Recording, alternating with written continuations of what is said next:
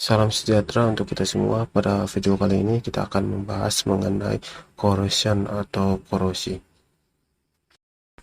Pada video ini kita akan membahas mengenai proses terjadinya corrosion atau korosi pada logam dan jenis-jenis dari corrosion atau korosi tersebut.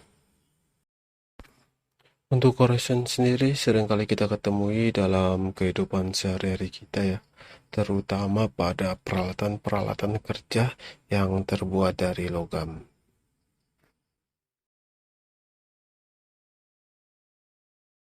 Corrosion adalah penurunan rasio suatu zat akibat adanya reaksi elektrokimia antara material dan lingkungan di sekitarnya. Definition corrosion di atas menjelaskan bahwa bahan selain logam seperti kayu, plastik, dan beton juga mengalami proses terjadinya corrosion. Hanya saja proses terjadinya corrosion yang mendasari material non-logam secara fundamentalnya berbeda dengan proses terjadinya corrosion pada logam. Berikut ini adalah cell corrosion, di mana proses korosi terjadi ketika keempat sel corrosion ini saling terhubung sehingga mereka dapat bergabung dengan produk oxidation dan reduction. Decorrosion cell. Jadi, corrosion cell terdiri dari 4 sel korosi yang mempunyai peran aktif dalam proses korosi. Proses corrosion terjadi ketika keempat sel corrosion ini saling terhubung. Yang pertama ada anoda yang mempunyai sifat less noble metal. Yang kedua ada katoda, most noble metal, ada electrolyte dan metallic pathway.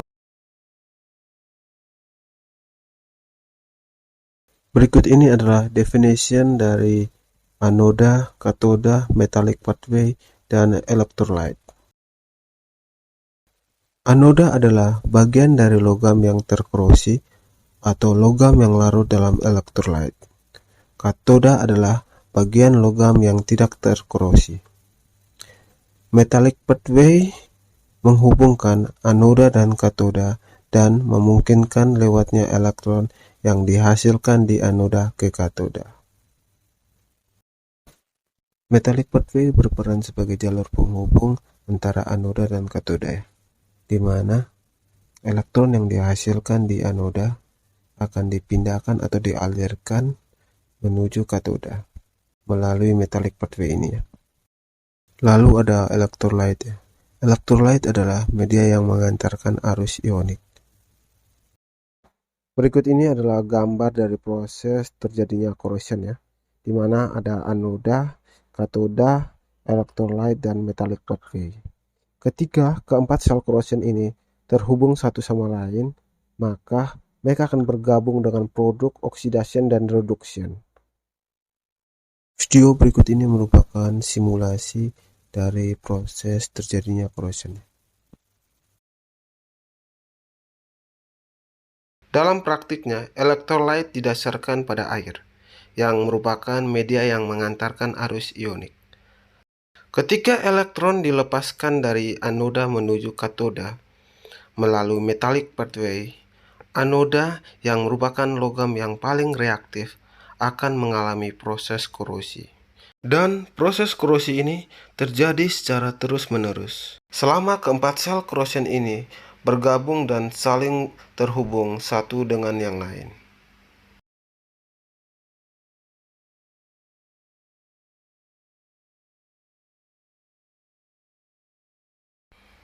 Oke, selanjutnya kita masuk pada galvanized series.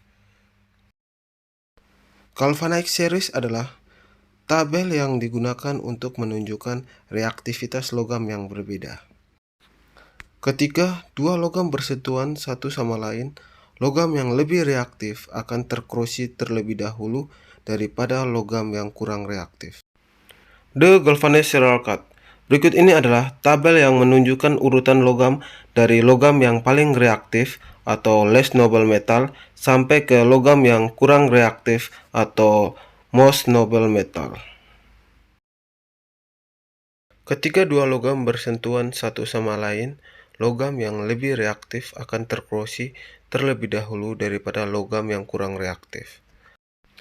Artinya, ketika dua logam atau lebih digunakan pada satu konstruksi, contohnya pada gambar berikut ini, di mana ada perbedaan material yang digunakan. Di mana ada baut and nut, lalu ada plat yang terbuat dari koper dan aluminium. Dari gambar ini, terjadinya proses korosi akibat adanya reaktivitas material yang berbeda, atau disebut dengan galvanized corrosion. Yang pertama, proses korosi terjadi pada baut, di mana material yang digunakan adalah karbon steel. Ketika terhubung dengan plat yang terbuat dari koper, maka adanya reaktivitas material yang berbeda, di mana karbon steel lebih reaktif atau lebih less noble daripada koper.